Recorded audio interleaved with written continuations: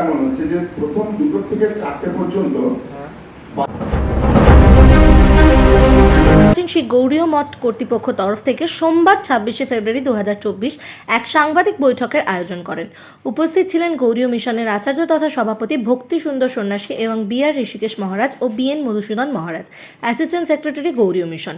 এদিন মিশনের তরফ থেকে জানানো হয় 28শে ফেব্রুয়ারি থেকে শুরু হচ্ছে নবম বার্ষিকী শ্রী চৈতন্য জন্মোৎসব মেলা, চলবে 3রা মার্চ পর্যন্ত।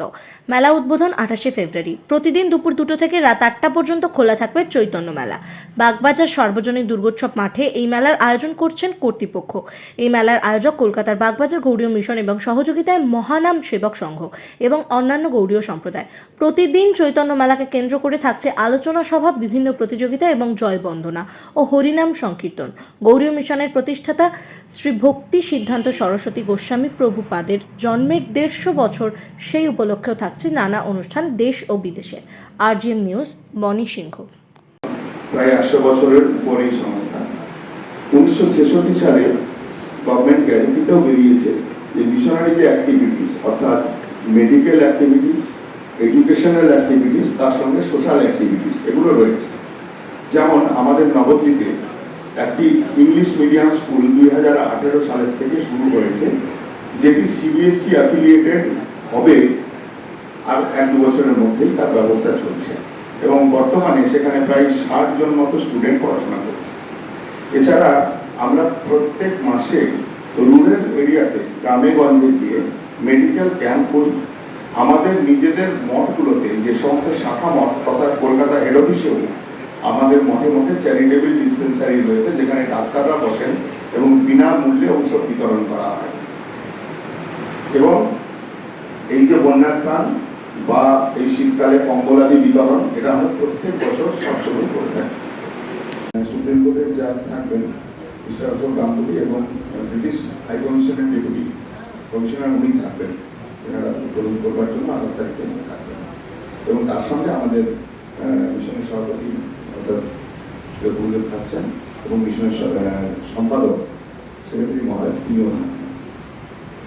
মহাপ্রভুর প্রকৃত জন্মস্থান কোনটা এই নিয়ে বিতর্ক ছিল সেই সময়, কিন্তু এখন যে মায়াপুর, যেখানে যোগপীঠ মন্দির রয়েছে, ওই যে প্রভুপাদের পিতা কেদারনাথ দত্ত, যিনি তৎকালীন ব্রিটিশ আমলে তাদের আন্ডারে ম্যাজিস্ট্রেট ছিলেন, উনি বহু পরিশ্রম করে এখন একটা নকল জন্মস্থান রয়েছে নদীর ওপারে, কিন্তু প্রকৃতপক্ষে ভৌগোলিক প্রমাণ দিয়ে, ইতিহাস ঘেঁটে, মানে ভাগীরথী নদী যে গঙ্গা নবদ্বীপের উপর দিয়ে প্রবাহিত হয়েছে, আর আপনারা জানেন যে নদীর গতি অনেক সময় চেঞ্জ করে।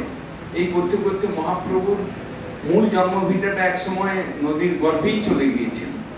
তারপরে একদম ভৌগোলিক শাস্ত্রিক প্রমাণ, বিভিন্ন মনীষীদের বিচারধারা দিয়ে ভক্তিবিনোদ ঠাকুর আবিষ্কার করেছেন এখন যেটাকে মায়াপুর বলা হয়, মানে চৈতন্য মঠ আর তারপরে মহাপ্রভুর জন্মভিটা বলে রয়েছে, ওটাই প্রকৃত মায়াপুর, মহাপ্রভুর জন্মভিটা। এবং সেই সময় একজন সিদ্ধ মহাজন, মহাপুরুষ, তিনি ওখানে নির্দেশ দিয়েছেন, হ্যাঁ এই জায়গাটাই হয়েছে।